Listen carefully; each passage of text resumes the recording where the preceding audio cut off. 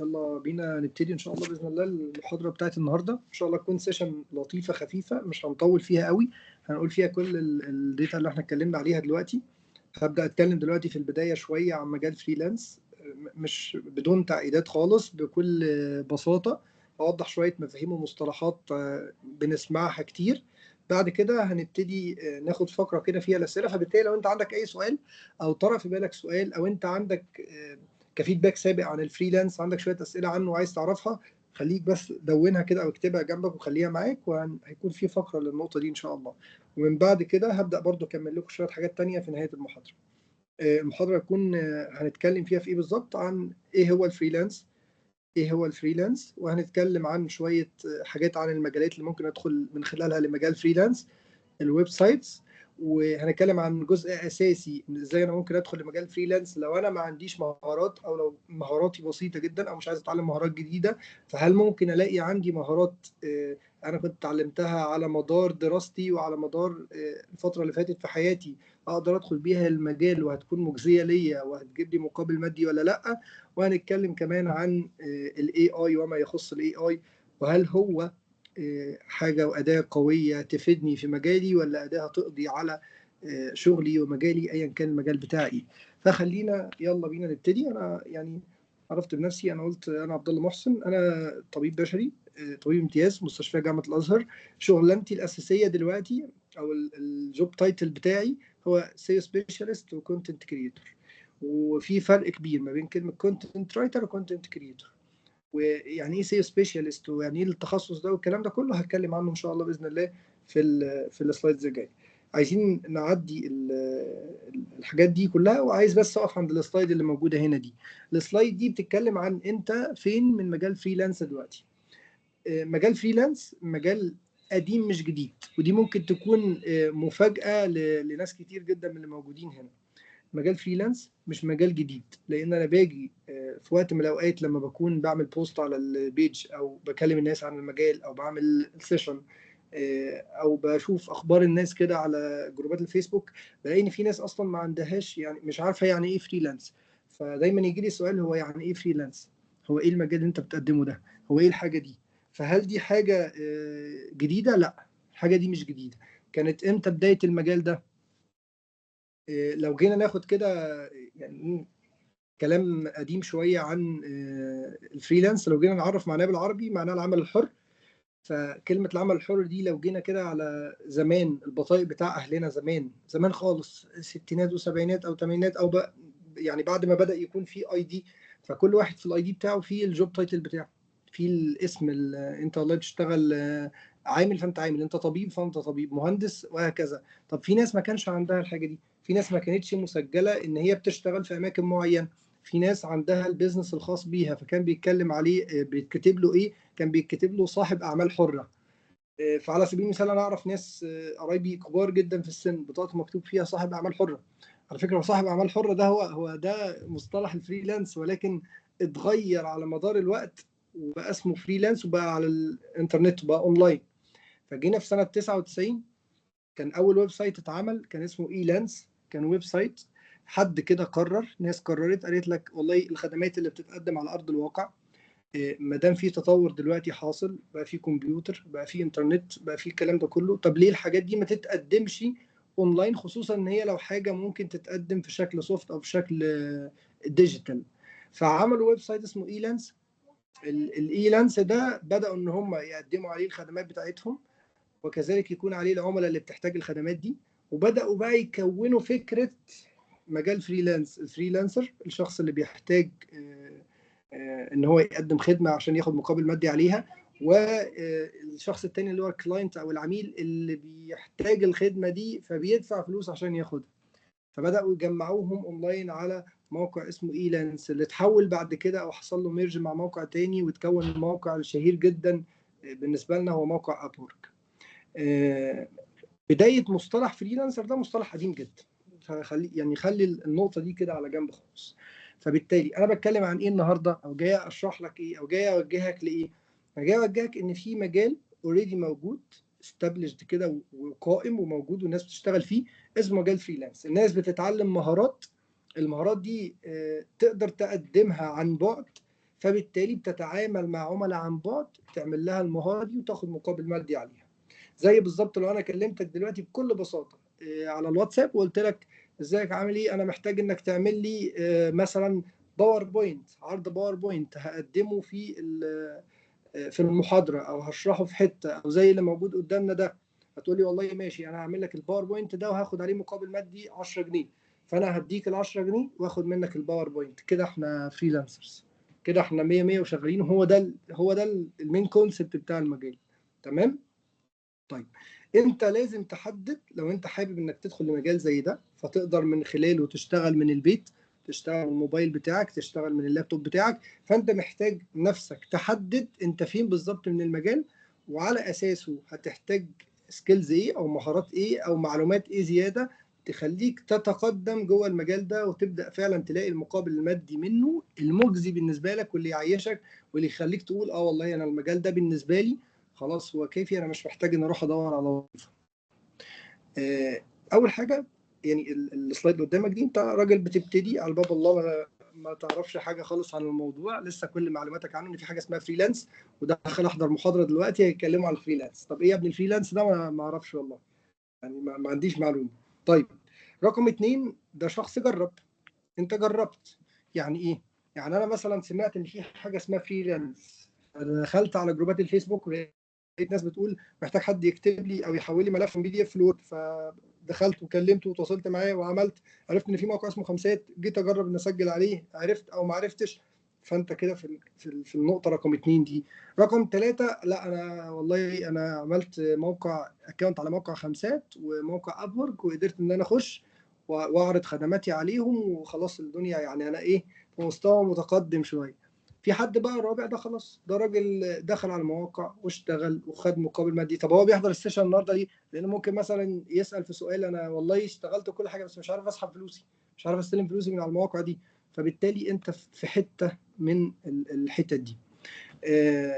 هخش بعد كده على مميزات الموضوع ده، مميزات الفريلانس. يعني انا ايه اللي يخليني اتوجه ان انا اخش لمجال فريلانس، في حين ان انا ممكن اكون بشتغل في وظيفه كويسه جدا، في حين ان انا ممكن اكون راجل دكتور، انا هطلع اشتغل في مستشفى عندي بعدين ربنا يكرمني ان شاء الله يبقى عندي عياده، وهكذا وكل الكلام دوت. اول حاجه كلمه انت مدير نفسك اللي موجوده قدامكم دي. انت مدير نفسك. ممكن يكون الحاجه اللي تعمل لنا دايما مشاكل كلنا في حياتنا وجود شخص متابعك في اي حاجه انت بتعملها. فعلى سبيل المثال لما بكون بعمل حاجه في الكليه فالدكتور متابعني، لما بكون بعمل حاجه في المستشفى ففي حد بتاع انفكشن كنترول عمال يبص عليا، وفي حد بتاع مدير استقبال بيبص عليا وبيتابعني، وفي مش عارف ايه وبيقول لي كذا، وفي مدير لو انا اتاخرت او انا غبت او انا حصل لي اي مشكله او اي حاجه لازم اروح استاذن منه الاول عشان خاطر اخد منه اجازه. بيفرضوا عليا مواعيد معينه للشغل والحاجات دي كلها، باخد مقابل مادي مش قد كده. فبالتالي انت ليك مدير بيحدد لك شغلك ايه بتلتزم بيه، ما تقدرش تتخطى الحاجات او الاوتلاينز اللي هو راسمها لك، الخطوط اللي هو راسمها لك ما تقدرش تتخطاها. فده اول نقطه. في مجال الفريلانس عندنا عكس كده تماما. يعني ايه؟ يعني انا لما بخش على مواقع فريلانس عشان اقدم مهاراتي وخدماتي وحاجاتي اللي انا هقدمها عليها، انا اللي برسم لنفسي الخطوط اللي انا هتعامل بيها. يعني العميل بيجي يكلمني يقول لي والله يا عبد الله انا محتاج منك تعمل لي ويب سايت النهارده. اقول له والله انا الويب سايت ده هياخد مني مده قد كذا، هيكلفني فلوس قد كذا، فانت هتدفع الفلوس دي وانا هشتغل امتى، صبح بالليل براحتي. انا قلت له مثلا هيكلفني او هياخد مني وقت 15 يوم، لا هيفرض عليا تشتغل الساعه كام ولا تسيب الساعه كام ولا الكلام ده كله، انا هشتغل في الوقت اللي انا عايزه، وقلت المقابل المادي اللي انا عايزه. ومن حق العميل يرفض او ما يرفضش او يطلب تعديل حاجه معينه، يعني يقول لي والله بدل 15 يوم يبقوا 12، طب الفلوس بدل كذا ممكن تقل كذا، مفيش مشكله، ده تواصل ما بيننا وما بين بعض. ولكن في الاخر انا برسم لنفسي الاوتلاينز والحدود الاساسيه اللي انا محتاجها واللي على اساسها همشي، ومحدش يجبرني على اي حاجه. تمام. طيب يبقى في الاول دي انت مدير نفسك، دي كلمه، دي حاجه مهمه جدا جدا جدا. في ناس كتير جدا مننا ما بتحبش الشغل ان حد يكون هو متحكم فيها، الكلام ده كله. في مجال فريلانس الموضوع مختلف تماما. هتيجي في ناس كانت تيجي تسالني طب امال ايه وظيفه الموقع؟ امال انا ليه هدخل اسجل على الموقع؟ هل هيجبرني على حاجه معينه؟ هل هيطلب مني ده في حاجه معينه؟ هل هيلزمني بحاجه؟ الموقع مش هيلزمك ولا هيجبرك على اي حاجه غير اللي انت بتلزم نفسك بيها. انا شخص دخلت على الويب سايت قلت انا والله يا جماعه هقدم كتابه المقال ده ب$5 مثلا، ده عشان ده اقل سعر يعني في المواقع الفريلانس. هقدم كتابه المقال ده بمقابل $5. اذا المقال ده بالمواصفات دي لما العميل يجي يطلبه منك فتعمله له ب$5، لو جيت قلت له ب$10 يقول لك لا ما انت كاتب المواصفات. الحاجه الثانيه، لو انت اتعاملت مع العميل وجيت سلمته المقال ما فيهوش المواصفات اللي انت قايلها، فالعميل يقدر يقول للموقع والله ده ما سلمنيش المواصفات اللي هو قايلها في الخدمه بتاعته. فدور الموقع ما هو الا تنظيمي، ولكن انت اللي بترسم لنفسك الخطوط اللي انت تحدد شغلك. طيب الحاجه الثانيه شغلك بايدك. يعني ايه شغلك بايدك؟ يعني انا دلوقتي واحد بشتغل في مستشفى، ليا شغل في مستشفى وليكن ليا حضور شيفتات، كل شيفت 8 ساعات في اليوم، 6 ايام في الاسبوع. انا دلوقتي لو اشتغلت ال8 ساعات 6 ايام في الاسبوع فانا هاخد مقابل مادي وليكن 5000 جنيه. طب انا لو جيت اشتغلت وخليت الستة دول 8 مش هاخد مقابل مادي زيادة، لان هو والله هو عنده الشخص ده والدكتور ده متوظف بعد معين عدد ساعات معينة بياخد مقابل مادي ثابت. حتى لو هو في اوقات كتير جدا في شغلانتنا في شغلنا كلنا عموما اللي هو شغل الفول تايم اللي هي الوظيفة الأساسية، انت ممكن تعدي وقت الشغل بتاعك. انت ممكن تكون واحد موظف في مكان وقت الشغل بتاعك بتعديه، انا المفروض امشي الساعه 3، لا انت هتكمل شويه كمان عشان لسه في شغل، وفي الاخر مش هتاخد مقابل مادي زياده. صح؟ طيب في الفريلانس غير كده. احنا عندنا في مجال فريلانس، خلي مش عايز حد يضغط على الشاشه يا شباب لان هو بياخد الكنترول بتاع البرزنتيشن. احنا عندنا في مجال الفريلانس انت اللي تقدر تتحكم في وقتك، وبالتالي لو زودته على موقع الفريلانس وزودت التواجد بتاعك عليها فبتزود من فرص انك تكسب اكتر فتاخد مقابل مادي اكتر. هتقولي يعني ايه؟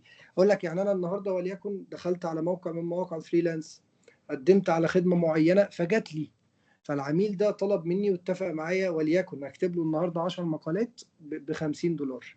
انا جيت قلت والله انا اكتفيت بال$50 100 100 مش داخل على الموقع تاني، خلاص انت هتخلص له 10 مقالات تسلمهم له خلال المده اللي ما بين استلام الشغل وتسليمه. انت خلاص انت ما بتقدمش ما بتدخلش الويب سايت فانت مريح دماغك، فهو بتاخد المقابل المادي اللي هو $50. طب انا لو ما بين الاستلام والتسليم لا قررت وانا بعمل شغل العميل ده انا هخش على الويب سايت تاني وهقدم مره تانيه وهقدم مره ثالثه وهقدم مره رابعه، فممكن يجي لي عميل واثنين وثلاثه في نفس المده دي، فبالتالي باخد شغل اكتر بمقابل مادي اكتر وهكذا. فانت شغلك بايدك، زودت من شغلك ومن وقتك جوه الموقع هتكسب. طب ايه كمان يزود لي الموضوع ده؟ يعني ايه شغلك بايدك تاني؟ تعال ناخد برضو نفس المثال. لو انا بشتغل دلوقتي في مستشفى، أو بديكم مثال عليا هو كشغل الفول تايم بتاعي، بشتغل دلوقتي في مستشفى، فانا راجل لسه في امتياز، انا في امتياز فبتعلم. دخلت دلوقتي فتعلمت شويه جراحات شويه خياطات شويه مش عارف ايه، خلاص بقيت شاطر وكويس فيها. هل هيزود لي من فلوسي؟ لا، انت بتبقى شاطر لنفسك. طب جيت بعدها اتعلمت مهارات تانية هيزود لي فلوسي؟ لا، انا شاطر لنفسي. طب انت جيت اشتغلت في مكان على سبيل المثال ايا كان الوظيفه بتاعتك، قاعد على مكتب بتكتب حاجه بتدخل بيانات معينه، اتعلمت لغه، هل اللغه هتزود من فلوسك في نفس الوظيفه اللي انت فيها؟ لا، انت هتضطر تروح تقدم على وظائف تانية عشان على ما يجي لك وظيفه تانية وتبدا تشتغل فيها وتبدا ترقى فيها وهكذا لغايه ما توصل للحاجه اللي انت عايزها او تزود من مرتبك او من دخلك. في مجال فريلانس الموضوع مختلف. انا النهارده لو اتعلمت مهاره جديده اقدر ان اقدم على الشغل بتاعها اللي بينزل على الويب سايت، وبالتالي لو جالي الشغل بتاعها اعمله اخد مقابل مادي عليه. فعشان كده انا قلت لكم انا بدات مجال فريلانس بكتابه المحتوى، نهيت مجال فريلانس دلوقتي انا ممكن يكون معايا 5 أو 6 مهارات قادر فعلا ان انا اشتغل بيهم واخد منهم مقابل مادي. حلو حلو. فبالتالي ده شغلك بايدك. انا زودت من دنيتي، خلاص انا هقدر ان انا يزيد المقابل المادي بتاعي. طيب في حاجه اسمها او في جزء انا كاتبه، عجبك البروجكت تنفذه ما عجبكش طنشه. يعني ايه؟ يعني انا دلوقتي بيجي لي على في المستشفى بتعامل مع ناس طول النهار رايح جاي، بيجي لي حالات بتاع فبتعامل معاهم. طيب هل انا اقدر يجي لي حاله اقول انا مش هتعامل معاها؟ في الشغل الحكومي لا، خلينا نقول لا. مش معنى بقى ممكن يبقى معاك واحد صاحبك هتخليه هو يتعامل وانت لا، بس لو انت الشخص اللي موجود والمسؤول مش هتقدر ما تتعاملش. حتى لو انت مش حابب انك تتعامل. في مجال فريلانس لا، انا بيجي لي دلوقتي البروجكت، دخل عميل يكلمني قال لي انا محتاج انك تعمل لي 1 2 3، انا مش عاجبني، فاقول له والله لا مش هقدر اعمله، مش حابب ان انا اعمله. اديكم مثال مثلا بالخدمات او الحاجات اللي انا كنت بقدمها على موقع خمسات. كنت انا بقدم كتابه المقالات، فكنت حاطط كده يعني كلمه كده كبيره في نهايه الخدمه بتاعتي، كنت كاتب لا اضع في مقالاتي صور لنساء عاريه ولا كلام مخالف للشريعه الاسلاميه. انت متفق مع الكلام ده ومش عايز حاجات كده، تعالى اتعامل معايا، مش عاجبك ما تتعاملش. لما كان العميل يجي يكلمني على سبيل المثال، كان يكلمني حد يقول لي والله انا محتاج انك تكتب مقالات عن حاجات مثلا تخص الكوزموتكس وترفعها على الويب سايت عندي، فما عنديش مشكله اكتب عن الكوزموتكس عادي، بس اخش على الويب سايت الاقيه كله صور ايه بقى كده، فاقول له لا والله مش هقدر ان انا اعمل الحاجات دي براحتي، ده بتاعي، ما دام لسه ما اتفقناش وخدت المقابل بتاعي وكده خلاص انا اقدر ان انا اقبل او ارفض، ده بتاعي انا، محدش يقدر يجبرني على حاجه. طيب زود مهاراتك يزيد شغلك، زود وقتك يزيد دخلك، دي اتكلمت عليها من شويه. كلمه في اي وقت ومن اي مكان. في اي وقت ليه؟ لان انت مش محتاج ادوات معينه عشان تقدر تشتغل وتكون فريلانسر. انت ممكن عشان تتعلم مهارات وتشتغل بمهارات معينه تحتاج ادوات معينه. على سبيل المثال انا شخص دلوقتي قررت ان ادخل مجال جرافيك ديزاين، احنا هنتكلم على المجالات كمان شويه. قررت ان ادخل مجال الجرافيك ديزاين او مجال الديفلوبمنت او البروجرامنج مثلا البرمجه. فبالتالي انا خلاص شخص عرفت ان انا محتاج لابتوب عشان اقدر اشتغل ديزاين كويس، انا محتاج اتعلم اليستريتور، اتعلم فوتوشوب، لو قررت اشتغل موشن جرافيك فاتعلم افتر افكت، ومحتاج ان انا لو هخش البرمجه فيكون معايا لابتوب. فانا عرفت كده ان انا عشان ادخل للمهاره دي محتاج امكانيات. طب امال انت ازاي كاتب في اي وقت ومن اي مكان والكلام ده كله؟ لان انا اقدر اشتغل من الموبايل بتاعي ولكن مهارات معينه، على سبيل المثال كتابه المحتوى، على سبيل المثال الترجمه، ادخال البيانات. ناس كتير جدا بتشتغل جزء كبير جدا منها من الموبايل بتاعها، فبالتالي الموبايل هو اداه اقدر ادخل بيها المجال فريلانس بالمهارات اللي تسمح ان انا اشتغلها من الموبايل. طب ليه من اي مكان؟ لان الموبايل موجود معايا في اي مكان. فانا على سبيل المثال في خلال فتره الكليه دي كلها انا كنت بتنقل من البيت لمكان الكليه المدينه الجامعيه بشويه ما اعرفش فين، للمواصلات رايح جاي من البلد للقاهره. فبالتالي في الوقت ده كله كنت بقدر ان انا اعمل شغل. يعني انا افتكر ان انا كان ممكن يجي لي عميل مثلا طالب مني وليكن 20 مقال، فبالتالي ممكن اخلصهم بس في مواصلاتي. يعني انا بروح مواصلات خلال الاسبوع كام مره بخلص فيها المقالات المطلوبه مني، وكنت باخد منه الوقت الكافي اللي يسمح لي بكده، فاكون فاضي في البيت واكون فاضي في الجامعه عشان لو في مذاكره ولا حاجه، وما بينهم اللي هي المواصلات الفاضيه دي كنت بستغلها لكتابه الحاجات دي. فبالتالي انا اقدر اشتغل مجال فريلانس من اي وقت ومن اي مكان. من المميزات الكبيره جدا جدا جدا لمجال فريلانس واللي مش موجوده في اي مجال تاني غيره، ودي نقطه يعني لو تعلمون عظيمه جدا، وهي فكره انك مش محتاج تكون قاعد في حته معينه ولا دوله معينه عشان تمارس مهاراتك. فعلى سبيل المثال انا دلوقتي يعني في بلد حصل فيها بعض المشاكل، فمضطر ان انا اتحرك من البلد دي غصب عني، مجبر ان انا امشي من البلد دي. ففي الوقت ده هل كل شغلي هيروح؟ هل كل الحاجه اللي انا عملتها هتروح؟ لا. انت لانك بتشتغل ديجيتال فبالتالي المكان اللي هتنتقل فيه هي وصلة نت بسيطة جدا، هتقدر انك تشتغل وتكمل شغلك عادي جدا جدا جدا. انا بشتغل في مكان دلوقتي وليكن كونت لنفسي شركة على الارض قوية جدا جدا جدا، وجت حاجه زي كوفيد 19 قضت على الموضوع ده، خلت الشغل على الارض واقف. فالناس اللي كانت شغاله ديجيتال هي اللي قامت وبقت قويه جدا. طب انا لو شغال ديجيتال عادي جدا هتحرك من مكان لاي مكان تاني والجزء الديجيتال شغال كويس جدا، فبيجيب لي المقابل اللي انا عايزه. وهكذا الفريلانس.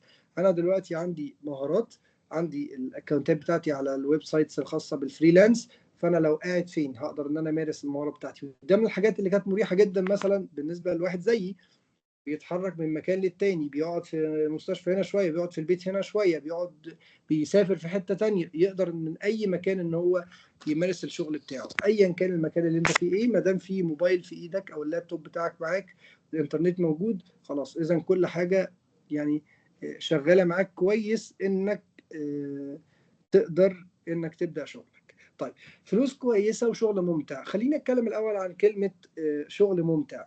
هل شغل فريلانس ممتع؟ بالنسبه لي هو افضل حاجه. ليه؟ لان احنا في حياتنا عموما من بدايه حياتنا لغايه بعد سن الكليه انت في حاجات كتير جدا كنت مجبر عليها.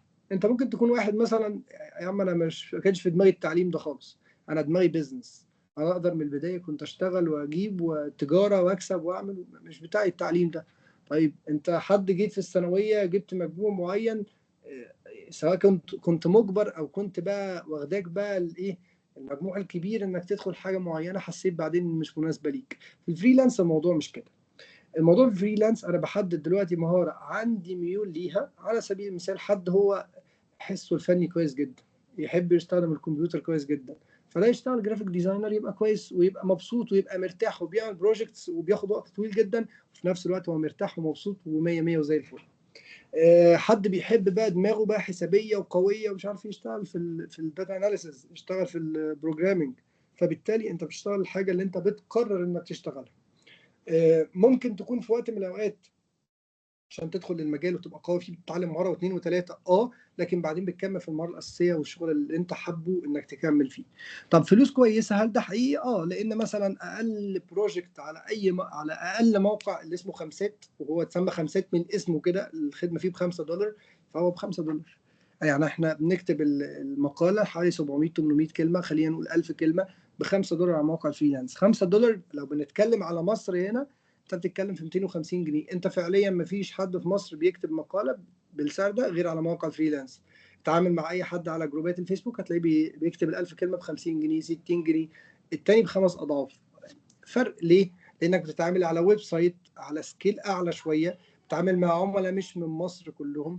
ال$5 لو بالنسبه لك هم رقم كويس، وبالنسبه له كلام ولا اي حاجه. انا مثلا كنت بتعامل مع عملاء من الاردن. العملاء هم هناك الشركه بتاعت الكونتنت رايتنج دي كنت انا بشتغل معاها SEO، فكانوا هم بيقولوا لي ان هم بيشتغلوا المقاله الواحده ب$30. يعني بيعملوا بروجكت كده مع العميل، بياخدوا منه $300 بيكتبوا له 8 مقالات. انا فاكر ان هم قالوا لي 8 مقالات، ويبقى في جزء حاجات تانية غير المقالات بسيط. فبالتالي ده كان رقم ضخم جدا. يا جماعه ده احنا الناس هنا بتشتغل المقاله ب$5 ومبسوطين جدا. فانا عايز اقول لك ايه، انا عايز اقول لك انك مع الوقت، مع الشغل الزياده، ومع انك تطور من نفسك، هتتعامل مع عملاء من ثقافات مختلفه ومن دول مختلفه، هتقدر تاخد منهم مقابل مادي مجزي جدا وكويس جدا. وهم بالنسبه لهم متفهمين ده لان عارفين المجهود اللي انت بتعمله، وهو ده طريقه الحساب والاسعار بتاعتهم. الويب سايتس دي لانها كل تعاملها بالدولار، فبالتالي انت المقابل المادي بتاعها دايما بيكون احسن من اي وظيفه. لو خدنا متوسط الوظائف دلوقتي في مصر مرتبها كام، الطبيعي الفئه العاديه جدا هتلاقي فوق الحد الادنى الاجور بشويه بسيطه خالص، يعني هتلاقي 6000 7000 الرينج ده. 10 لو وصل 10 ده يبقى كده. فبالتالي انت لو جيت حسبت اصلا ال 10000 دول على، ممكن محدش ياخد تيك كنترول يا شباب، لو انت جيت حسبت ال 10 دول مثلا بالدولار هتلاقيهم كام؟ هتلاقيهم حوالي $200. فانت في مصر بتشتغل كتير جدا وبتتعب كتير جدا عشان تقدر توصل ل 10000. انت بره ممكن بروجكت او اتنين او يعني بروجكت واحد يجيب لك اكتر اصلا من المبلغ ده. فبالتالي انا بشوف دايما ان هو كده. طيب هنا يجي سؤال مهم، هل انا لو دخلت بقى النهارده مجال فريلانس هبقى مليونير ومشغل بقى اغنيه بتاعت مليونير مليونير؟ لا طبعا. اولا الموضوع بيعتمد على رزقك في الاول وفي الاخر، خلينا متفقين في النقطه دي. ومش بس في الفريلانس، في غير الفريلانس كمان. يعني انت دلوقتي لو شخص بيشتغل او بيدور على شغل لسه خريج من الكليه، انت ورزقك، يا تلاقي شغل يا ما تلاقيش، يا تشتغل في شركه كويسه وتديك مقابل مادي كويس يا ما فيش. فالفريلانس كذلك. يا اما انت حضرتك انك تنمي من مهاراتك كويس جدا وتشتغل كويس جدا وتاخد وقت كافي لده وتدي مجهود كويس جدا لده، فبالتالي تقدر تلاقي مقابل مادي كويس جدا تعتمد عليه. يا اما انك ما تلاقيش الكلام ده كله. في الاول وفي الاخر معتمد على رزقك، وده رقم واحد. اتنين، اجتهادك. الاجتهاد، انا ما شفتش واحد دخل مجال فريلانس اجتهد فيه وسعى فيه كويس جدا واداله مجهود كافي زي ما بيدي المجهود الوظيفي بتاع الفول تايم، الا ما كان المجال فارق معاه جدا. وانا عندي تجارب من ده كتير جدا. يعني انا عندي تجارب لناس خريجه الكورس بتاع الفريلانس اللي انا بعمله. في على سبيل المثال مثلا احد البنات اللي كانت موجوده في الكورس كانت هي بنت صغيره، سنها مش كبير، حاجه و20 سنه، لسه كانت يعني في بدايه الكورس ده كانت لسه عندها بنوته صغيره كده، فكانت دايما ايه محاضرات ما بتعرفش تحضرها بسبب البنوته دي. بسم الله ما شاء الله عليها دلوقتي اشتغلت كونتنت رايتنج، بعد كده اتعلمت اس اي او، حاليا ماسكه ويب سايتس. يعني انا ممكن لو معايا مثلا شغل زياده فاقول لها في شغل كذا كذا، تقول لي والله يا دكتور معلش معايا شغل زياده. متخيلين الموضوع وصل لايه؟ فما شفتش حد بصراحه سعى في الموضوع واجتهد فيه واداله مجهود واداله وقت الا لما كان بيوصل فيه حاجه كويسه او بيفتح له مجالات بتغنيه عن الموضوع، فبيبقى برضه كسب مكسب كبير جدا. دي كده شويه مميزات للمجال. يعني ايه تحطها في بالك دايما كده وانت داخل للمجال، تحطها في بالك كده لو انت دخلت وخدت وقت وتعبت شويه على ما توصل في المجال. فبالتالي لا، المميزات يعني ايه تكفي ان الواحد يتعب نفسه في الموضوع شويه لغايه ما يوصل لحاجه كويسه. طيب بشوف كمان من مميزاته، ممكن ارجع للنقطه دي، بشوف كمان من مميزاته انه مش مرتبط بسن معين. يعني لحد لو انت عندك 13 14 سنه وحبيت تشتغل، محدش يقول لك انت بتشتغل ليه. ولو انت عندك 50 60 سنه وحبيت تشتغل، محدش يقول لك بتشتغل ليه. فدي ميزه قويه جدا جدا جدا. ما بيحتاجش منك مجهود بدني الا بس مجهود الاستخدام، الاداه اللي انت بتستخدمها او القعده بتاعتك او السهر شويه، هو ده المجهود تقدر انت تتحكم فيه زي ما قلنا من شويه. فبالتالي بيكون متاح لكل الفئات العمريه. ما دام انت شخص قادر تستوعب الخدمه اللي بتطلب منك وتقدر تستخدم الاداه اللي هتعمل بيها الخدمه دي وتسلمها، فانت قادر انك تشتغل. تمام. تمام. طيب ايه بقى هي المهارات اللي انا اقدر من خلالها ادخل لمجال فريلانس؟ خلينا نقسمها على جزئين. مهارات اقدر ان انا امارسها من الموبايل، وكذلك اللي اقدر امارسه من الموبايل فانا اقدر امارسه من اللابتوب. خلاص تمام. مهارات امارسها من الموبايل او اللابتوب، ومهارات امارسها بس وبتحتاج لابتوب. ايه اللي اقدر امارسه من الموبايل؟ حاجه زي كتابه المحتوى. حد ممكن يسالني يعني ايه كتابه محتوى؟ هديك بس هنت سريع وانت ممكن تبقى تسيرش في الموضوع ده اكتر. لكن كتابه المحتوى دي مقصود بيها انك حضرتك لما بتخش على جوجل تسيرش عن حاجه معينه، فبيطلع لك مقالات بتقعد تقرا فيها. المقالات دي احنا اللي بنكتبها.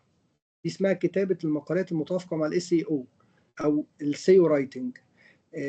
كلمه اس اي او دي مقصود بيها سيرش انجن اوبتمايزيشن، تحسين محركات البحث. هتكلم عنها كمان شويه في احد المهارات اللي جايه. طيب لما تكون معدي كده على الفيسبوك ويجي لك اعلان لحاجه معينه مكتوب فيها كلام فوق البوست، معمول له ديزاين، مكتوب على الديزاين ده جمله، ده اسمه الكونتنت الخاص بالسوشيال ميديا. لما بتيجي تخش على وليكن على سبيل المثال فيديو على اليوتيوب، فبالتالي الفيديو ده عشان يظهر قدامك كده وعشان الشخص يقدمه كده بيكون كاتب له سكريبت، في حاجه اسمها سكريبت رايتنج. في انواع تانية من الكتابه، في كتابه زي على سبيل المثال كتابه الكتب التعليميه، انك تقدر تعمل كتاب تعليمي. ده كله اوريدي موجود. فده كله في مهاره اسمها الكونتنت رايتنج. دي مهاره اقدر امارسها من الموبايل. كل اللي محتاجه فيها ايه؟ بص، سيرش كويس، داتا موثوقه، واقدر ان انا اكتب الحاجات دي على ابلكيشن زي الوورد. فبالتالي كل ده اقدر ان انا اعمله من الموبايل. طيب حاجه كمان اقدر اعملها من الموبايل، الترجمه. لو حضرتك عندك اللغه عندك كويسه، تقدر انك ليك في موضوع الترجمه، الاربعه سكيل بتوع اللغه عندك كويسه، فبالتالي انت عندك القدره انك تشتغل في مجال الترجمه. الترجمه ده المقصود بيها ايه، او العميل بيطلب مني فيها ايه؟ والله بيديني حاجه معينه وبيحتاج ان هي تترجم، وليكن فايل، ومحتاج ان هو يترجم للغه ثانيه. وفي الحاله دي طبعا هو جاي لك، هو يقدر يترجمه ويقدر يستخدم جوجل ترانسليت، فهو جاي لك لانك شخص متخصص هتعمل له الحاجه دي مظبوطه، مش هتروح تترجمها له على جوجل ترانسليشن. طيب في مجالات ثانيه اقدر اعملها من الموبايل. انا بشوف ان زي ايه مثلا؟ زي الفويس اوفر. الفويس اوفر من المجالات كل اللي انا محتاجه فيها مايك كويس، واقدر ان انا اوصله سواء بالموبايل هحفظ عليه الصوت او باللابتوب، واقدر ان اسجل الصوت عليه واسلمه للعميل. ففي مهارات تانية بتظهر تانية اقدر ان انا اشتغلها من الموبايل بتاعي. يعني على سبيل المثال تحويل الملفات. تحويل ملف من PDF الى وورد اقدر اعمله مش بابلكيشنز عشان ما بتطلعوش كويس، لكن اقدر اعمله PDF قدامي والوورد بفتحه وبكتب من هنا لهنا عادي جدا. وليكن اعمل برزنتيشن على باوربوينت او على اي ويب سايت تاني او برنامج تاني زي بريزي مثلا او على كانفا، اقدر ان انا اعمل ده من الموبايل بتاعي. فالموبايل اداه قويه جدا اقدر ان انا استخدمها. في بقى حاجات اقدر استخدمها من الموبايل وتطلع بجوده مقبوله، ولكن مش بالجوده القويه بتاع اللابتوب، زي الجرافيك، شغل الجرافيك وشغل المونتاج. المونتاج فيه برامج كويسه جدا على الموبايل زي الVN والكاب كات، تقدر تشتغل بيهم ويدوك جوده كويسه جدا. والجرافيك زي كانفا وتقدر تطلع منه تصميمات، والشاطر في كانفا بيقدر يطلع تصميمات رهيبه رهيبه، يعني ما تقدرش انك تفرقها عن ادوبي فوتوشوب. فبالتالي دي مهارات تقدر انك تستخدمها الى حد ما من الموبايل، ولكن ما يكونش الاساس بتاعها الموبايل. الناس اللي بتحاول تدخل انا قبلتهم تمام. طيب بعد كده مهارات اقدر استخدمها او اشتغل فيها من اللابتوب. طبعا باقي المهارات كلها بقدر ان انا اشتغلها من اللابتوب. ممكن نعمل ميوت يا جماعه بعد اذنكم؟ ممكن نعمل ميوت بعد اذنكم؟ طيب اقدر ان انا اشتغلها من اللابتوب.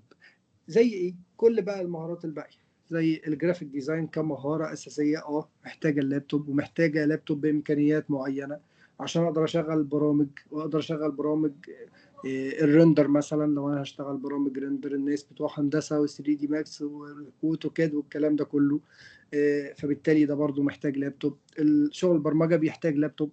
في جزء بنقدر نعمله من الموبايل لكن الاساس بيحتاج لابتوب. شغل وليكن مثلا المونتاج محتاج لابتوب عشان ادوبي بريمير، الفيديو اديتنج بشكل عام، الويب ديفلوبمنت، باقي المجالات التانية بتكون محتاجه اللابتوب، واللابتوب فعلا بيكون فارق فيها. لكن اوريدي في مجالات اقدر ان انا استخدمها واشتغل فيها من الموبايل بتاعي. طيب دي اهم المهارات بتاع العمل الحر. هتكلم بقى على المواقع الخاصه بالفريلانس اللي احنا عمالين نتكلم عليها. انت عمال تقول لي ان في مواقع تخص الفريلانس. حاضر، وقت الاسئله هخلي كل الناس تسال ان شاء الله. انت عمال تقول ان في مواقع للفريلانس، ايه يا عم المواقع دي؟ اقول لك والله ان انا بالنسبه لي الموقع اول حاجه ممكن نتكلم فيها في الفريلانس هو الفيسبوك. فيسبوك منصه كبيره جدا، عليها اكبر عدد مستخدمين ممكن تلاقيه. فبالتالي انت من خلال الفيسبوك تقدر توصل لعميل بيحتاج حاجه انت بتعرف تبيعها او بتعرف تقدمها، فبالتالي تاخد مقابل مادي منها. على سبيل المثال كل الناس اللي بتحب تبيع منتجات دلوقتي بتبيعها فين؟ على الفيسبوك. بتعمل اعلانات ليها فين؟ على الفيسبوك. انا لما باجي اعرض الكورس بتاعي بعرضه فين؟ على الفيسبوك. فبالتالي هو الفيسبوك منصه قويه جدا الموضوع ده، ولكن هي في اساسها مش معموله للفريلانس. امال في مواقع بس معموله للفريلانس؟ في مواقع اساسها وشغلها كله وهي معموله مخصوص لكده، زي مثلا خمسات. في شركه اسمها شركه حاسوب. شركه حاسوب دي جت من فتره عملت موقع اسمه موقع خمسات. ادوني دقيقة واحدة بعد إذنكم. ماشي. في شركة اسمها شركة حاسوب جت من فترة عملت، لما لقينا بقى الموضوع بتاع إيلانس نجح وقدروا يعملوا ويب سايت فعلا يعني يتجمع عليه الناس اللي بتقدم الخدمات واللي بيطلبوها والكلام ده كله، قامت جايه شركة قالت لك أنا هختص بالموضوع ده ولكن في الوطن العربي. فالشركة كان اسمها حاسوب، وإن كان الشركة أساسها مش عربي وهي موجودة أصلا في أوروبا، ولكن اختصت بتقديم الخدمات دي للوطن العربي. قدمت موقع اسمه خمسات وموقع اسمه مستقل، والاثنين يعتبروا نفس الحاجة، ولكن الفرق إن خمسات للخدمات الصغيرة ومستقل للخدمات الأكبر. فتلاقي خمسات الخدمة بتبدأ عليه من $5، إنك هتقدم حاجة صغيرة فتتعامل مع عميل مع شخص بيقدم الحاجات دي وأسعار بسيطة ف$5. مستقل بيبتدي من 25، فانت مش هتروح له او العميل التاني مش هيروح له ويطلب فيه حاجه الا لو هي فعلا هتحتاج وهتتكلف ال $25 فما فوق. يقدر العميل اللي على خمسات يطلب خدمات باكثر من خمسه، يطلب بخمسه وب10 وب15 وب20، لكن بتبدا سعر الخدمه من خمسه. في مستقل بتبدا من 25. فعشان كده عملوا الموقعين دول. المواقع دي موجوده دلوقتي وهي اشهر مواقع فريلانس في الوطن العربي، خمسات ومستقل. شركة حاسوب عاملة مواقع تانية كتير جدا، منها موقع يعني انت عندك خمسات ومستقل وبعيد. عاملين موقع اسمه بعيد. قال لك طب ما احنا مش كل الناس بتشتغل خدمات صغيرة خلاص. يعني انا محتاج منك تكتب لي مقالة النهاردة فهديك $5 وتعملها لي. طب افرض انا عايز اوظفك عندي تشتغل معايا شهرين ثلاثة تكتب لي مقالات. فبالتالي عملوا موقع اسمه بعيد، ده بقى للوظائف طويلة المدى. هل انا اقدر اشتغل من خمسات ومستقل بوظائف كبيرة او يجي لي فرص لوظائف كبيرة لمدة طويلة؟ لكن انا بقول لك الكونسبت اللي على اساسه شركه حاسوب عملت تنوع في الويب سايتس بتوعها. في موقع كمان اسمه كفيل، ده من المواقع اللي برضو كنت تقدر تدخل عليها وتشتغل عليها وتلاقي عملاء بيطلبوا شغل وتقدم عليه. فده ده انا بقول لك كده نبذه سريعه عن المواقع اللي موجوده. وهقول لك في الاخر انت لو عايز تدخل المواقع دي بيكون ايه اللي مطلوب منك انك تحضره وتجهزه عشان تقدر تكون واحد من الفريلانسرز الموجودين على الويب سايتس دي. خليني قبل ما اخلص اقول لك على المواقع الاجنبيه. رقم واحد موقع فريلانسر. موقع فريلانسر عليه ما يقرب حاليا من 100 مليون مستخدم. موقع كبير جدا وضخم جدا. الارقام الفعليه بتاعته ممكن تكون 60 مليون، لكن انا بقول لك هو ممكن يتخطى ال 100 مليون كمان دلوقتي. بتقدم عليه خدمات كبيره جدا وكتير جدا، وهو اكبر موقع فريلانس في العالم. يجي من بعديه اب وورك. وخلي بالك انا قلت في اللي فات هو اكبر موقع فريلانس، ما قلتش هو اشهر موقع، ما قلتش هو احسن موقع. اب وورك بقى فعليا هو يعتبر دلوقتي افضل موقع فريلانس، هو اشهر موقع فريلانس في العالم. وعدد مستخدمينه يعني اظن يوصل ل 20 مليون دلوقتي، كان حوالي 16 بس اعتقد يوصل ل 20 مليون، لانه عنده سياسات محدده للناس اللي بتدخل تسجل عليه.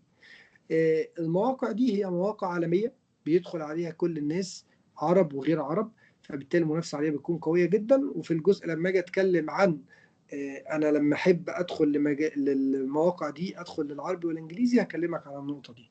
في موقع بقى في الاخر اسمه فايفر، وانا مش كاتبه لك هنا بصراحه من باب انك تعرفه كفريلانس، ولكن من باب تعرف ان الموقع ده موقع صهيوني اسرائيلي، فايه تبعد عنه ما تقربش منه. تمام تمام. طيب نيجي للسؤال بقى المهم دلوقتي. انا لما احب اخش على مواقع الفريلانس كشخص جديد انا محتاج ايه، واخش فين، وابدا منين، والكلام ده كله. اول حاجه، انت كشخص حابب يدخل لمجال فريلانس جديد، اولا رقم واحد انك لازم تتعلم مهاره من خلالها تدخل لموقع فريلانس. ليه؟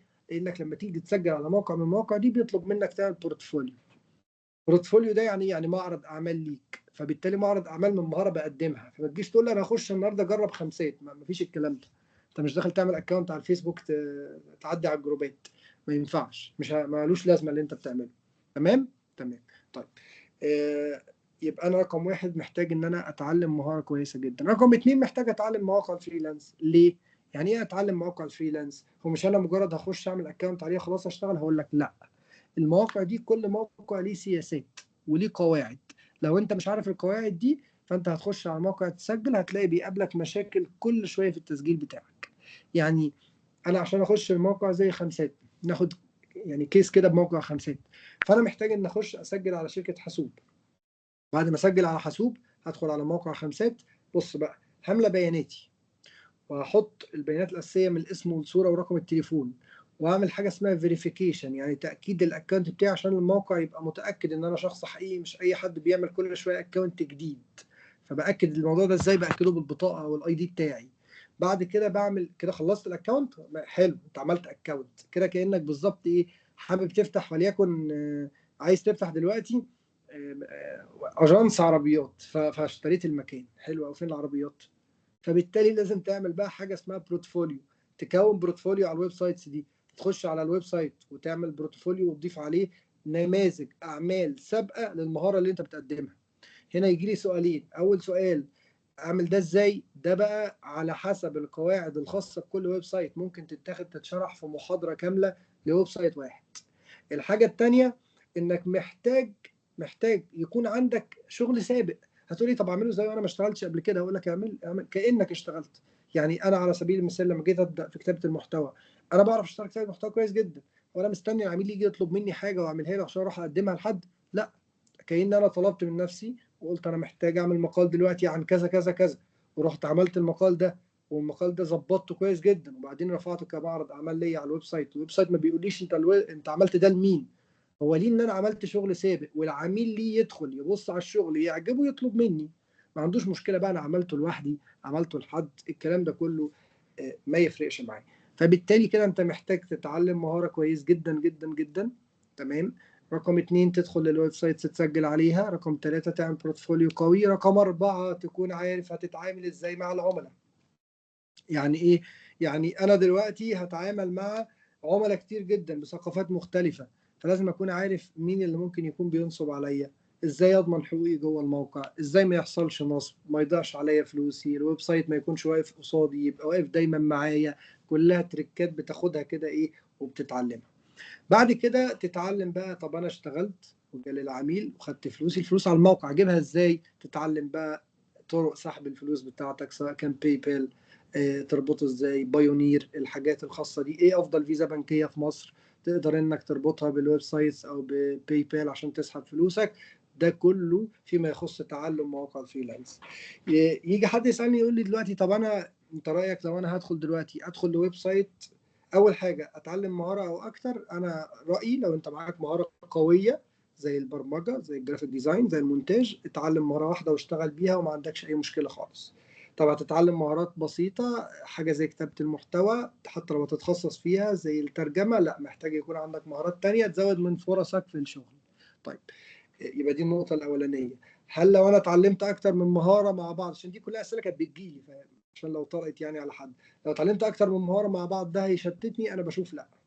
أنا دايما عندي في بالي كده، عارفين أمثلة بالناس السابقة بتوع زمان، هتيجي مثلا في مثلا ابن سينا، ابو الطب ابن سينا، وتلاقيه كان بيتكلم عنده كتب في كل حاجه، حتى الفلك هتلاقي ليه كتب فيه.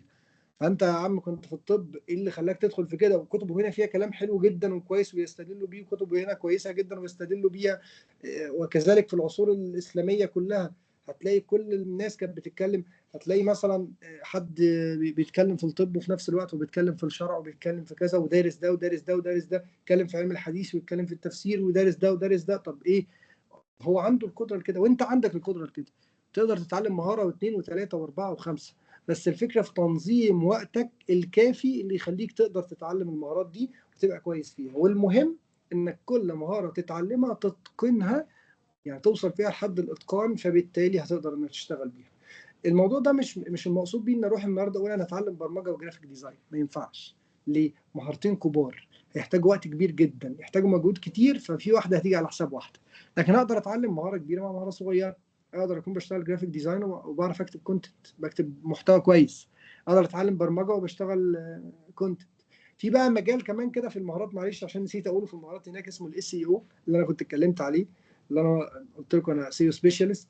الاس اي او ده المقصود بيه ايه؟ انا مثلا دلوقتي على جوجل، احنا دخلت اسيرش النهارده عن كوفيد 19، في 50,000 واحد بيكتبوا، في 2 مليون واحد بيكتبوا عن كوفيد 19.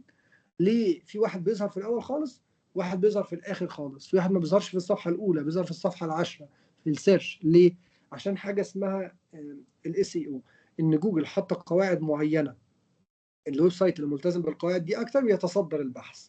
فاحنا دورنا كاس اي او ان احنا نخلي الويب سايتس دي يعني فريندلي مع القواعد دي، فبالتالي تقدر تتصدر البحث. هو ده وظيفه الاس اي او سبيشالست، يعني بشكل ايه سريع كده.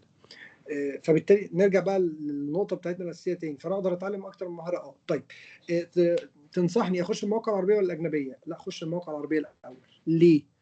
انا بكلمك المواقع العربيه اولا عليها شغل كويس جدا، كتير جدا، بمقابل مادي كويس جدا، ولكن انت على سكيل يعني ضيق، صغير. يعني انا مثلا دلوقتي في مصر وليبيا وتونس والجزائر والمغرب ومش عارف ايه، شويه الدول العربيه ال 22 دوله، هم دول موجودين على المواقع العربيه. طب لو دخلت على موقع زي اب وورك هتلاقي كل العالم عليه. طيب لو انا عايز انافس، المنافسه هنا فين تكون اسهل؟ في اللي فيه عدد اقل من الناس، وكذلك بينزل عليه شغل كتير مش قليل، فبالتالي شغل كتير مع عدد اقل من الناس، فالمنافسه احسن. في المواقع الاجنبيه بتروح تنافس مع الهنود، ودول ناس ما بتاخدش معاهم حق ولا باطل، دول ما شاء الله بيقدموا. وعلى فكره في عدد كبير جدا منهم بيقدم كواليتي عالي جدا جدا جدا بسعر قليل، لان الدولار عندهم يعني عملتهم ضعيفه جدا، فبالتالي الدولار الواحد بيفرق معاهم. فهو تلاقي بروجكت انت بتعمله ب 200 دولار هو يقول لك 50، فانت تبقى قاعد مستغرب. بس هي دي يعني حجم المنافسه هناك. فانا انصحك الاول بالمواقع العربيه. الحاجه الثانيه مواقع بلغتك الاساسيه، ففهمها كويس، مستوعبها كويس، تتعلمها وتتقنها وتتعامل مع عميل واثنين وثلاثه، تفهم الدنيا، بعديها تخش المواقع الاجنبيه. طيب، رقم اتنين هتسالني تقول لي طب ادخل لموقع واحد بس ولا اكتر؟ اقول لك لا، تدخل كل اللي تقدر عليه. يعني ادخل خمسات، ادخل مستقل، ادخل كفيل، ادخل الحريفه، ادخل بعيد، حاول هنا وهنا وهنا وهنا، وشوف هتمشي معاك فين وكمل فيه لو انت حسيته مجزي لوحده. لكن قدم في كل حته، قدم في كل مكان بينزل عليه شغل، وسع من السكيل اللي انت بتقدم فيه الشغل بتاعك، فبالتالي هتلاقي عدد اكبر من العملاء، وهتلاقي في المقابل مقابل مادي احسن بيجي مع الوقت. تمام؟ طيب، كده الجزء الخاص بتعريف الفريلانس، مميزاته، شويه المهارات، شويه المواقع، وجاوبت في النص كده على شويه اسئله كانت بتجيلي. اريح انا بقى شويه في الكلام واشوف الاسئله بتاعتكم ايه ونرد عليها ان شاء الله باذن الله واحده واحده. عاوز اللي هيسال كده يعمل ريز هاند بس ونقول يا كذا مثلا نتكلم. يلا اتفضل. معانا احمد، اتفضل يا احمد. تمام كده احمد سامعني؟ سامعك يا باشا، اتفضل. طب دلوقتي يعني انا الفكره كلها ان انا كواحد مثلا لسه بادئ حتى على الموقع ده من الصفر، يعني ازاي حلو. هنافس الناس اللي بتقدم نفس السيرفيس بتاعتي؟ يعني زي ما بنقول انت حلو. داخل في وسط عتاوله وانت اصلا يعني شبه بادئ من الصفر. سؤال قوي جدا، إيه سؤال اللي حلو يخلي جدا. العميل يختارني انا وما اختارش هو؟ سؤال حلو جدا جدا، كنت هجاوب عليه بس نسيته، بس كويس انك فكرتني بيه.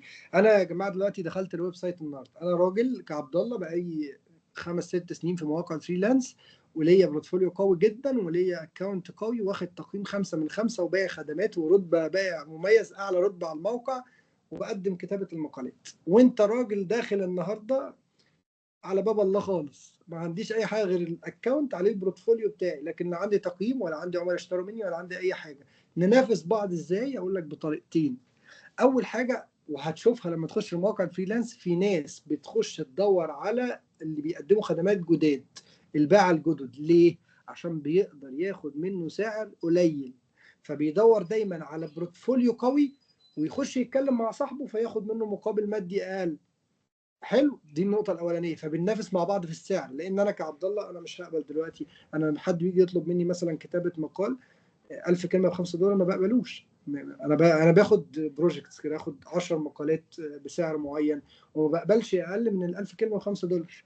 أنت شخص ممكن في البداية تلاقي نفسك بتقدم، أو تلاقي لما العميل يكلمك تقبل إنك تقدم 1500 كلمة ب5 دولار وتعمل بروجكت واحد تاخد من خلاله تقييم، فما بيبقاش عندك مشكلة في ده. فعشان كده تلاقي دايما عملاء ويروحوا يدوروا على الباعة الجدد، بياخد منه سعر حلو في نفس الوقت وعنده بورتفوليو قوي وهيقدم له الحاجه اللي موجوده في وصف الخدمه، فهياخد الشغل اللي هو عايزه بسعر اقل، بعكس لما يجي يتكلم مع عبد الله اللي هيطلب منه سعر اعلى. طب النقطه رقم، يبقى دي النقطه الاولانيه، تمام، ان انا بقدر بدور عليهم واخد منهم سعر كويس. طيب النقطه رقم 2، ان احنا كلنا، احنا الاثنين بنقدم على البروجكتس اللي بتنزل، فبيخش العملاء يتواصلوا معانا. دخل يكلمني دلوقتي فلاقيني مش موجود على الويب سايت، لان انا كعبد الله دلوقتي ساعات بدخل للويب سايت وساعات كتير جدا ما بدخلش للويب سايت، تمام. لكن لقاك انت دايما اكتف على الويب سايت، دايما اونلاين على الويب سايت، دايما موجود، فبالتالي انت بالنسبه له افضل، انت بالنسبه له موجود. حلو، بتقدم له بورتفوليو قوي، هتقدم له حاجه زي البورتفوليو بتاعك وهو عاجبه البورتفوليو وعايز حاجه زيها، اديته سعر كويس، لقاك دايما اكتف على الويب سايت، فبالتالي يتعامل معاك انت ويفضل انه يتعامل معاك انه يتعامل معايا. والدليل على كده ان احنا لما دخلنا المجال فريلانس احنا دخلنا صفر خالص، كان في حيتان في الويب سايتس دي، بجد كان في حيتان قويه جدا، كان في ناس باعه موثوقين اللي هو رتبه يعني ما بياخدهاش الواحد غير بعد ايه، في باعه مميزين وباع نشيط ومش عارف ايه، وكان يخش يقدم على البروجكت الواحد يعني يقدم 100 واحد، وجالنا الحمد لله عميل واثنين وثلاثه و10 و20 الحمد لله رب العالمين، وقدرنا نشتغل في الحته دي. الحاجه برضو الثالثه المهمه جدا واللي هتفرقك عنه او عني او عن الشخص الاعلى منك كتقييم وكرتبه، وجودك الاكتر على الموقع يخليك تقدم على مشروعات اكتر، لانك انت في البدايه كشخص داخل جديد للويب سايت انت خدماتك لسه مش ظاهره على الويب سايت. طب تظهر ازاي؟ انك بينزل حاجه اسمها طلبات الخدمات غير الموجوده، العملاء بيدخلوا يعرضوا والله يا جماعه انا محتاج حد يكتب لي 10 مقالات، فانا مش موجود على الويب سايت عشان اقدم اصلا، فانت موجود وبتقدم، فرصتك دايما موجوده. الموضوع ده يعني هو في البدايه هيخلي فيه صعوبه شويه، ولكن اول ما يشبك معاك العميل وكتر تقديمك وكتر وجودك على الويب سايت هيزود من فرصك كتير جدا. وعشان كده انا قلت نزود مهاراتنا، نزود المواقع اللي بندخل عليها، هنقدر ان احنا نوصل للحاجه اللي احنا عاوزينها. كمان من الحاجات المهمه يا جماعه، العميل لو اتعامل معاك لقى سعرك كويس، لقى شغلك كويس، لقى عندك اكتر من مهاره، فعليا بيحب ان هو يكمل معاك لفتره، بعد كده على ما يدور على حد تاني ان هو يتعامل معاه. تمام يا احمد؟ تمام يا ريس، بس هل اللغه بتفرق معايا في نفس المهاره؟ يعني المهاره دي ممكن اقدمها بالعربي، ممكن نفس المهاره اقدمها بالانجليزي مثلا؟ اه طبعا. طبعا يعني انت عندك كتابه المحتوى مثلا، اقدر لو انا عربي بس اشتغل عربي، لكن لو انا تبقى اشتغل يعني اللغتين عندي كويسين، فبالتالي اقدر اشتغل عربي وانجلش، فبيزود فرصي اكتر، بيخليني احسن. في بعض في الكونتنت مثلا هتتعامل مع صفحات بتخاطب دايما كاتيجوري ايه، فهي معظم كلامها فيه مصطلحات انجلش وكده، فالشخص اللي ما عندوش فكره عن اللغه لا الموضوع يبقى صعب بالنسبه له، فانت بتكون احسن. تعاملك مع العميل لو دخلت معاه زوم ميتنج وانت بتتكلم في مصطلحات قلتها انجليزي واتكلمت وهو كلمك حاجه او بعت لك ميل والكلام فيه انجليزي وانت فاهمه ومستوعبه، لا اللغه بتفرق جدا جدا جدا، تخليك تقدر تقدم المهاره كانك معاك مهارتين، وتخليك دايما للعميل بياخد اتيتيود، تديله اتيتيود كويس جدا عنك يعني. تمام يا دكتور، تسلم. ماشي يا حميد، ماشي اتفضل، اللي عامل ريز هاند اتفضل. انا مش عارف اقرا اسمك، فانت هو اسمك التاني فيه احمد، فقول لي انت، اتفضل اسال. ممكن تفتح المايك لان احنا مش سامعين. اه كده تمام، أنا يا اتفضل. دكتور اتفضلي اتفضلي. عندي سؤال، هل الموقع دي بتاخد نسبة من الفلوس؟ حلو، سؤال حلو جدا. الويب سايت بما ان هو بيقدم لك خدمه، فبالتالي لازم يكون ليها مقابل. اول حاجه وانت بتسجل على الويب سايت دي انت مش محتاج تدفع فلوس، امال امتى هدفع فلوس؟ هدفع لما يحصل خدمه ويحصل تعامل على الويب سايت مع عميل. فمثلا انا بتعامل مع عميل طلب مني النهارده خدمه، فالويب سايت حقه ياخد نسبه معينه، النسبه دي كام؟ 20%. يعني لو انا بعمل حاجه ب $5 هياخد مني $1. بياخد من العميل مقابل تاني، بياخد من العميل باين $20 كمان او 40، لانها كانت زادت الفتره اللي فاتت، ماليش علاقه بيها. انا ليا اعرف ان $5 لو انا على ويب سايتس من الويب سايتس دي هيتاخد منها 20% اللي هو $1. طب ما بيتاخد مني نسبه، ده وحش؟ اقول لك لا، انا بشوف ان الويب سايتس دي تستاهل نسبه اكتر من كده. تقول لي ليه؟ اقول لك لان هي دايما بتضمن لي حقي. يعني انا يعني كتير جدا يحصل مشاكل ما بيني وما بين عملاء على الويب سايتس دي بسبب ان هم يطلبوا مني حاجه فاعملها لهم زي طلبهم بالظبط، فيجي يطلب عليها تعديلات مش ما قالهاش من البدايه عشان ما كنتش اغلي عليه السعر، فبالتالي ارجع للويب سايت، الويب سايت يقف معايا انا ويضمن لي فلوسي، لان العميل قبل ما بيتعامل بيدفع الفلوس دي داخل الموقع، فالفلوس موجوده عند الموقع. لو انا اللي ليه الحق الفلوس تجي لي، لو انا اللي مش معايا الحق الفلوس تروح الناحيه الثانيه، وكذلك برضه هو ضامن لحق العميل اللي هو بيشتغل معاك. فهي بتاخد 20% على اي بروجكت بيتقدم عليها. شكرا يا دكتور. العفو العفو. زكي اتفضل. هو في سيشن تاني يا دكتور عبد الله؟ تاني يا زكي كده عشان افتح المايك تاني معلش. سامعني كده؟ كده سامعك. في سيشن تاني هنعرف ازاي نعمل بروفايل قوي على المواقع ديت ولا خلاص كده؟ الفترة الجاية هعمل لكم سيشنز كده كل شوية نتعلم فيها حاجة جديدة، نشرح ازاي نخش على الويب سايتس، ازاي نقدم عليها خدمات، هعمل فيديوهات كده صغيرة الفترة الجاية ان شاء الله بإذن الله على الصفحة. هي المشكلة كلها بس في الوقت، لكن ان شاء الله بإذن الله الفترة الجاية على الصفحه هعمل تيبس اند تريكس كده، تتعلم ازاي اخش مثلا موقع خمسات، ايه اقدم عليه ازاي، طب اتعامل مع العميل ازاي، في شكل فيديوهات صغيره كده ان شاء الله. ماشي، الف شكر يا دكتور. العفو يا باشا. ماشي. حد عنده اي سؤال تاني او اي استفسار تاني في الحاجه اللي اتكلمنا عليها؟ انا باقي لي جزء بسيط جدا انا هتكلم فيه وهو جزء الاي اي. حد لسه عنده اي سؤال تاني؟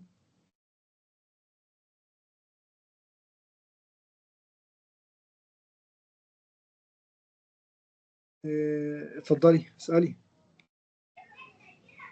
ايه اكتر مجال ممكن يطلع فلوس من النت؟ بصي يعني الموضوع ده ملوش حاجه تحكمه، لان انت ممكن تلاقي واحد بيشتغل في مجال برمجه وليكن بيجي له في الشهر $200 بس، واحد تاني بيشتغل في مجال كتابه المحتوى ومتعاقد مع مكان بياخد $1000 في الشهر. فالموضوع ده ملوش حاجه تحكمه، بيحكمه دايما الفرصه اللي جات لك، شغلك الزياده، وقتك الزياده، مهاراتك اللي موجوده عندك، ومن خلالها تقدر انك توصل لبروجكت كويس او لديل كويس مع شركه فتلاقي مقابل مادي حلو. طب انا لو شخص عندي انفتاح لكل المهارات اللي موجوده وحابب ان انا اتعلم حاجه، ده بقى سؤال، لو حابب اتعلم حاجه فعلا مستقبلها يكون كويس وتجيب لي مقابل مادي كبير جدا، انا بشوف البرمجه هي الحاجه الجامده جدا في الموضوع ده، لان هي بتفتح لك المجالات كلها البرمجيه.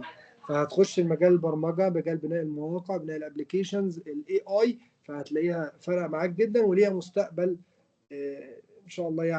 يعني يتوقع انه مستقبل قوي جدا. تمام ماشي. اتكلم انا بقى، اقول كده حاجات بسيطه عن الاي اي. دايما بيطرح علينا فكره والسؤال اللي جالنا كده كلنا قبل كده عن الاي اي. هل انا، اديني بس دقيقه واحده اشوف حسام. حسام بيحاول يدخل بس هو للاسف مش ظاهر عندي.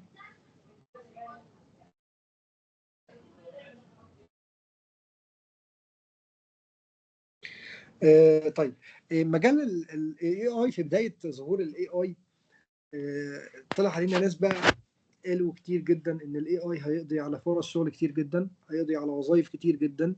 مش عارف ايه هيأثر على ايه، هيعمل مثلا هيقضي على حاجه زي كتابه المحتوى. هل ده حقيقي ولا لا؟ خلوني اكلمكم.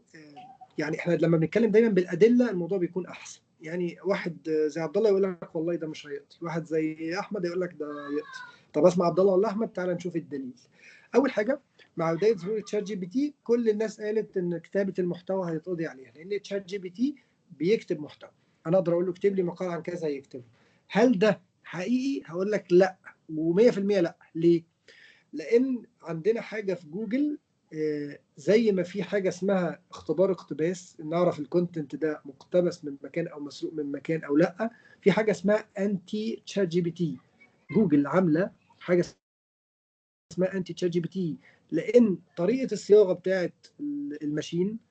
شوف حد قفل طيب، طريقه الصياغه بتاعت الماشين مختلفه تماما عن الهيومانيتي او طريقه الكتابه بتاعت الهيومن. فبالتالي انا كانسان لما اكتب كونتنت ليه شكل كده، وليه اي ماشين ممكن تكتب. تمام، سامعين انتوا كده؟ طيب، مختلفه عن اي ماشين ممكن تكتب. فبالتالي هل ممكن يقضي على حاجه زي كده؟ لا، ده اوريدي جوجل عامله حاجه اسمها انتي تشات جي بي تي. احنا مش قادرين من خلال جوجل. جوجل نفسه مش قابل ان الكونتنت بتاعه يكون من تشات جي بي تي. رقم واحد. رقم اثنين، تعالوا كده خدكم يعني نرجع بالزمن لورا 100 سنه ورا ولا 120 سنه ورا. فبدايه التسعينات، اللي هو كده حسام وصل في بدايه التسعينات، كانوا بداوا يطلعوا الراديو، جهاز الراديو. وساعتها، بس دقيقه واحده.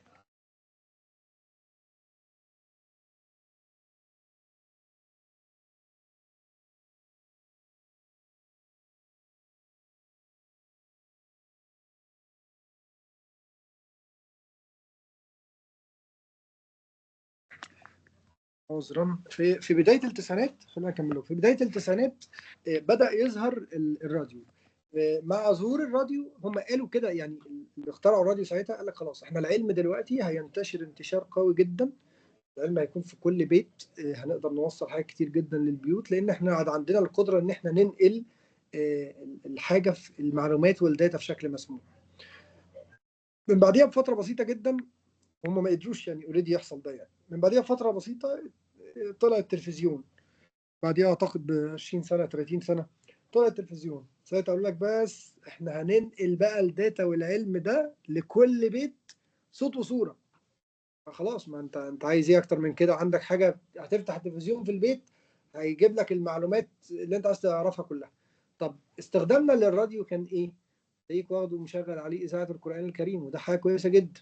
تلاقيك جايبه جنبك مشغل عليه اغاني. طب ونقل العلم؟ لا والله مش فاضي دلوقتي. طيب الحاجه الثانيه، دخلنا بعد كده على التلفزيون. اي حد عنده تلفزيون في البيت بنفتحه على ايه؟ اخبار، افلام، مسلسلات، ماتشات الكوره. طب ما نفتحه على قناه تعليميه بتقدم محتوى تعليمي؟ ما اعتقدش ان ده ممكن يحصل الا بسيط جدا. دخلنا بعد كده على اختراع الانترنت مثلا. الانترنت مع ظهوره قالوا خلاص الداتا كلها موجوده على جوجل، يقضي على وظائف رهيبه، يقضي على كل حاجه. حتى الان ده ما حصلش وما قضاش على اي حاجه. سنه 56 اخترعوا اول آلة، اول أداة ممكن تلعب شطرنج. وقال لك ان الأداة دي هتقدر ان تغلب نقدر من خلالها نغلب اي لاعب شطرنج موجود. قعدوا لعبوها مع اشهر الناس اللي بتلعب شطرنج في الفتره دي، خسرت كل ماتشاتها. قعدوا يطوروا فيها سنه واثنين وثلاثه، وصلوا لغايه 30 سنه حاجه و80 لغايه ما طوروها. وبعد ما طوروها خلوها تلعب مع الهيومن 10 ماتشات. الهيومن ده كان بطل العالم ساعتها، كان كاسباروف كان بطل العالم. هو كسبها وهي كسبته عادي جدا. حاليا حاجه زي ستوك فيش او حاجه زي الادوات الخاصه بالشطرنج عادي جدا في بشر بيكسبوها. فدايما الكونسبت بتاع ان الحاجه دي هتيجي تقضي على حاجه معينه، الغي الكونسبت ده من دماغك. لكن هي ممكن وظائف معينه يتقضي عليها مع مرور الوقت. ممكن وظائف يتقضي عليها، الحاجه اللي هي فيها روتين، الحاجه اللي هي دايما متكرره. يعني على سبيل المثال انا يوميا عندي مكان، وليكن عندي فندق. فالفندق ده انا محتاج يوميا الناس اللي موجوده فيه يكون الداتا بتاعتهم في ابديت معين يحصل فيها في الشيت بتاعها. فمش هجيب واحد يقعد بقى يعدل لي في الابديتس بتاعتها، انا ممكن اعمل معادله ايكويشن كده على الاكسل تعدل لي ده لوحدها. على سبيل المثال حد زي الشخص اللي بيوصل الاكل في المطاعم، بداوا يجيبوا روبوتس توصل الاكل. الحاجات اللي بتوصل حاجه للاوض، فبداوا يجيبوا حاجه توصل الحاجه هي حاجه متكرره روتينيه، مش محتاجه تفكير، مش محتاجه دماغ، فالموضوع بقى سهل. لكن على سبيل المثال اي شغلانه هيكون فيها تفكير، محتاج فيها تجديد دايما، تحديث دايما، حاجه مختلفه محتاج انك تفكر قبل ما تعملها، فطبيعي ان الهيومن هيبقى فيه الدور بتاعه محفوظ يعني في الموضوع ده. فكتابه المحتوى لما قالوا ان هو يتقضي عليها مثلا من الاي اي، ده ما حصلش. اوريدي احنا زي ما احنا شغلنا زي ما هو، يمكن الاي اي بنقدر نستفيد منه لنفسنا. ودي بقى من الحاجات المهمه، انك لما طرأ عليك حاجه جديده زي الاي اي تستفيد منها لنفسك وتطور نفسك فيها قبل ما تحس في اي وقت ان هي ممكن تهددك او ان هي تكون تسبب لك اي مشكله. طيب الاي اي دلوقتي عشان اقدر ان انا استفيد منه، محتاج ان انا اعرف هو ايه الاي اي اللي موجود. الاي اي هو اي اداه واي اله بتسهل شغل الانسان. اشهر حاجه دلوقتي موجوده للاي اي هو تشات جي بي تي. بعد ما كان تشات جي بي تي مقفول في مصر ومحظور وما بيشتغلش والكلام ده كله، انت تقدر دلوقتي تخش على جوجل وتكتب تشات جي بي تي،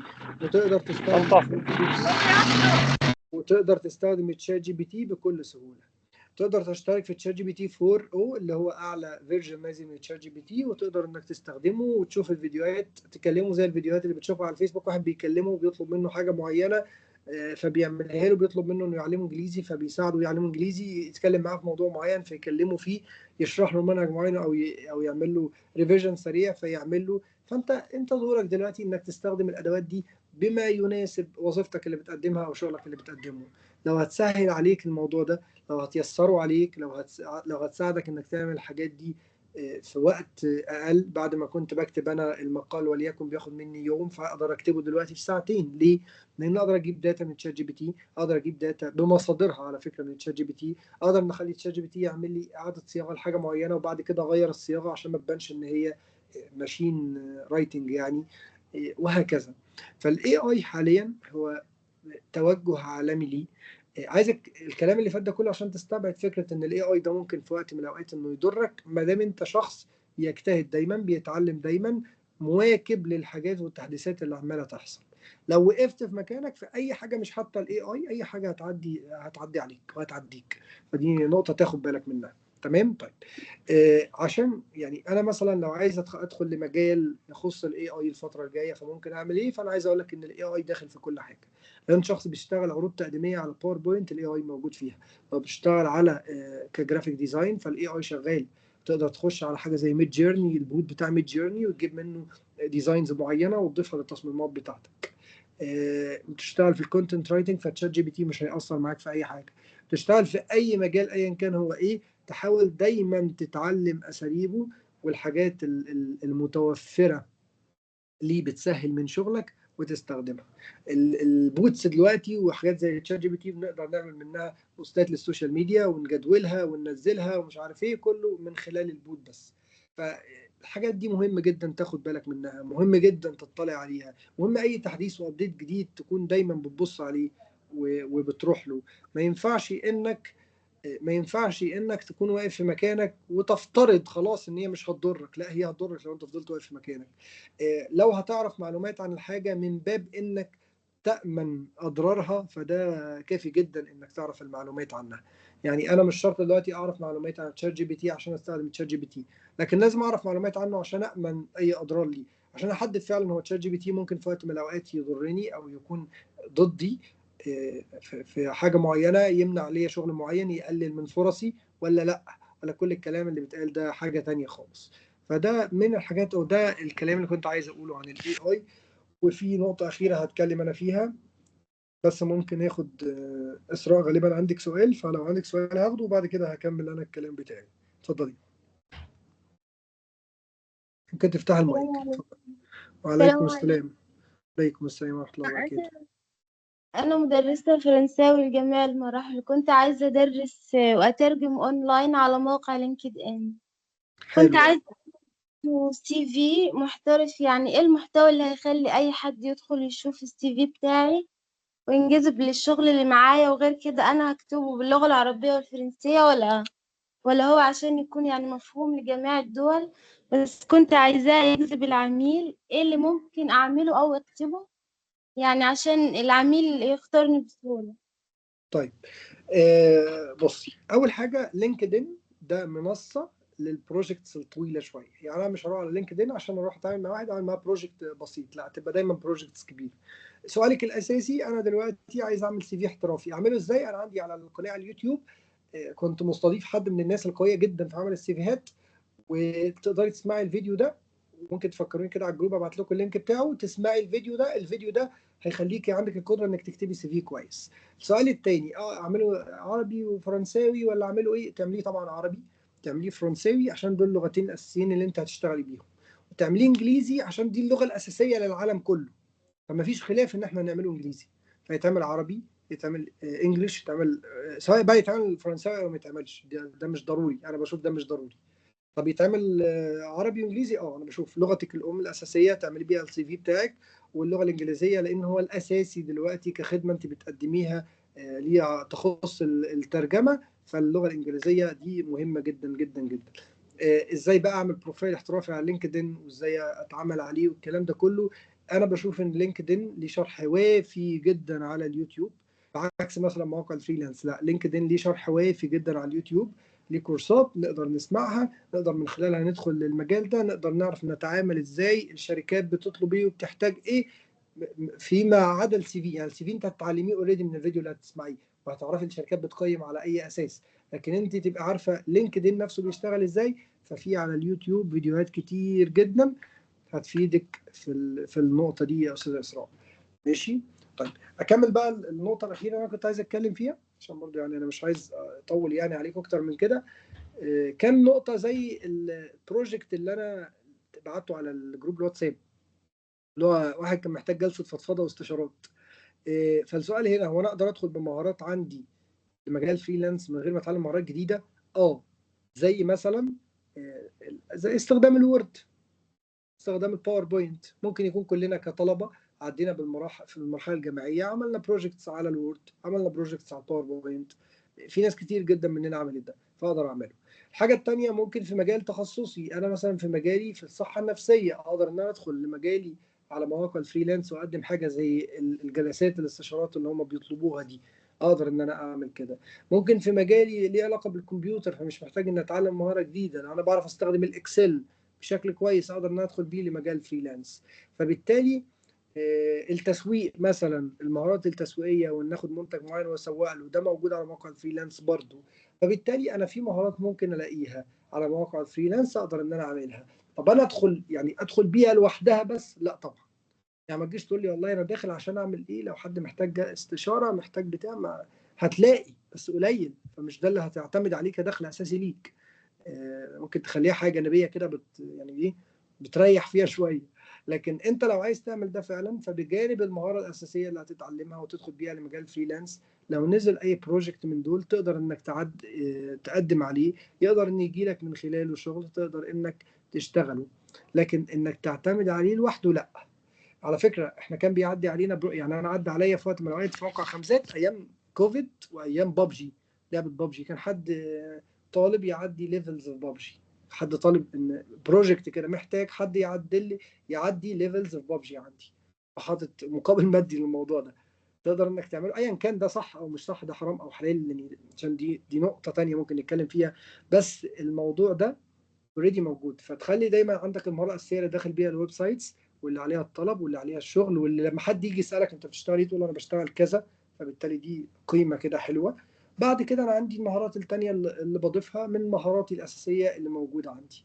يعني انا دلوقتي ما يمنعش ان انا بشتغل كونتنت رايتنج ان انا ممكن اقدم خدمه تحويل من PDF في الوورد، ان انا اقدم خدمه ان اعمل عروض تقديميه على الباوربوينت. حاجات كتير جدا اقدر ان انا اقدمها من المهارات الاساسيه. برزنتيشن سكيلز مثلا، ودي حاجه انا اتعلمتها في ايفنتس وحاجات حضرتها، فاقدر ان انا اعمل الحاجات دي كانت نقطه بس اخيره عشان برضو ما انساهاش، لاني كنت بعت لكم على جروب الواتساب ان انا هكلمكم عليها. ماشي، قولوا لي بقى لو حد برضو لسه عنده اي سؤال تاني، انا معاكم.